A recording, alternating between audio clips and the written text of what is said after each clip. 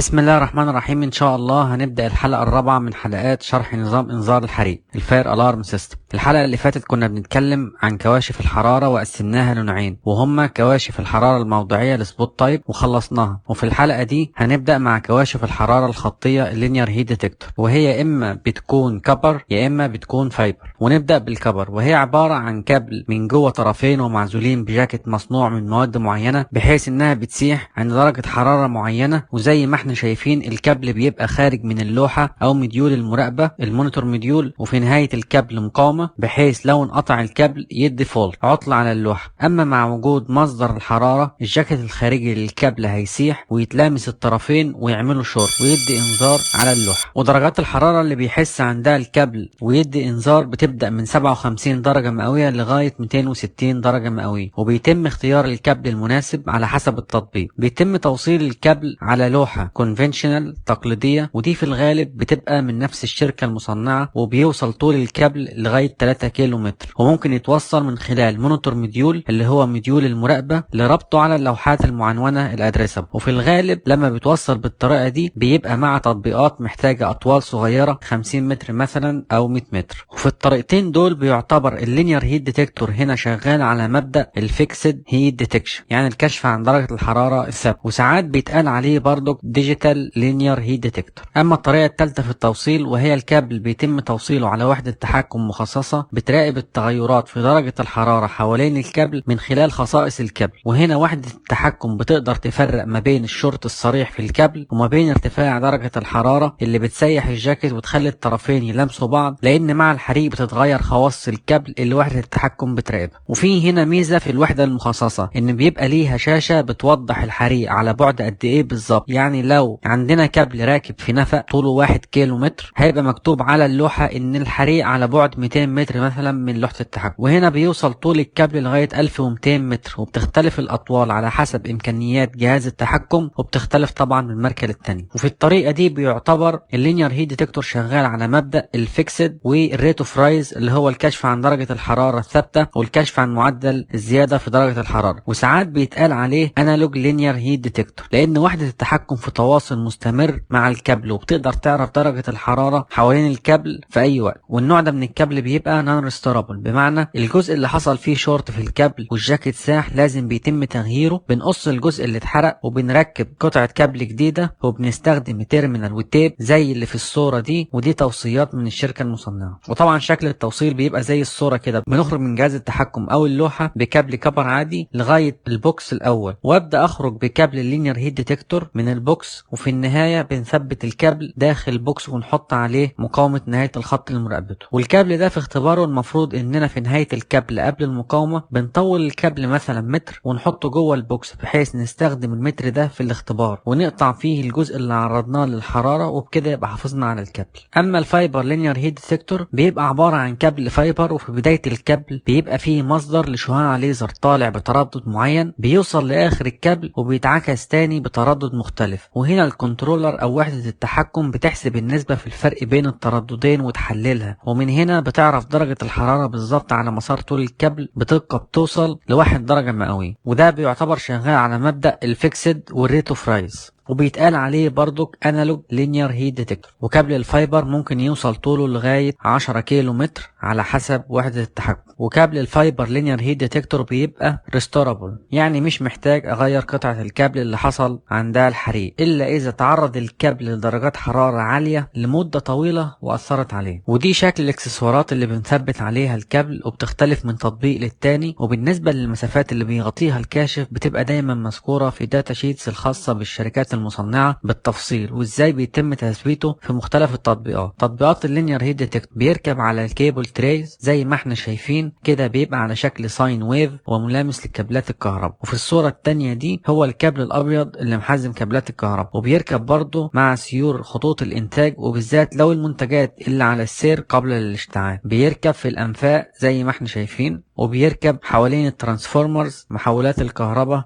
والسولار بانلز الخلايا الشمسية وعلى الخزانات. من أكبر الشركات المصنعة للكابلات دي هي شركة بروتكتو واير، دي شركة أمريكية، وشركة ايبي سينسينج ودي شركة ألمانية.